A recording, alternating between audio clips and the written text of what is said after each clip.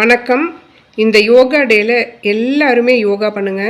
ஒரு நாள் யோகா டே மட்டும் கிடையாது, எல்லா நாளும் யோகா பண்ணுங்க. அதே மாதிரி யோகா பண்ணுறதுனால உங்களோட மனசு அமைதியாகும். கவலை எந்த விதமான ஒரு நெகட்டிவிட்டியும் இல்லாமல் மனசு கட்டுப்படும்.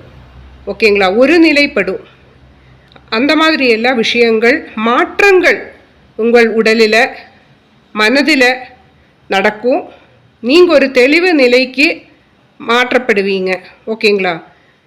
இப்போ நான் யூடியூப் ஆரம்பித்ததே பெண்களுக்கு ஆரோக்கியம் இந்த மாதிரி இருக்கிறதெல்லாம் கொஞ்சம் அதிகப்படுத்தணும், ஒரு விழிப்புணர்வு பகுதி அப்படின்னே நம்ம சொல்லிக்கலாம். ஓகேங்களா? ஏன்னா என்னோட சூழ்நிலையில் ஒரு சில சமயங்கள் எனக்கு வீடியோ போட முடியாது. ஓகேங்களா? போட முடியாத சூழ்நிலையும் உருவாகலாம்.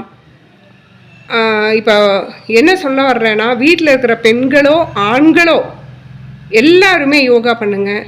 அட்லீஸ்ட் ஒரு 10 மினிட்ஸாவது யோகா பண்ணுங்கள்.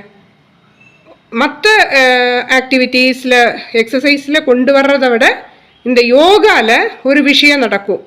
அதாவது மனம் அமைதி, ஒரு கவலை அதெல்லாம் இல்லாமல் ஹார்மோன் இம்பேலன்ஸு அதெல்லாம் கரெக்ட் பண்ண முடியும். லேடிஸுக்கு பிசிஓடி பிசிஓஎஸ் எல்லாமே கரெக்ட் பண்ண முடியும். ஓகேங்களா? அப்போது எல்லாமே ஹலாசன் வஜ்ராசன் இந்த மாதிரி ஒரு கஷ்டமான ஆசனா தான் பண்ணணுங்கிறது கிடையாது. உங்களுக்கு முடிந்த அளவுக்கு நீங்கள் பயிற்சி பண்ணுங்கள்.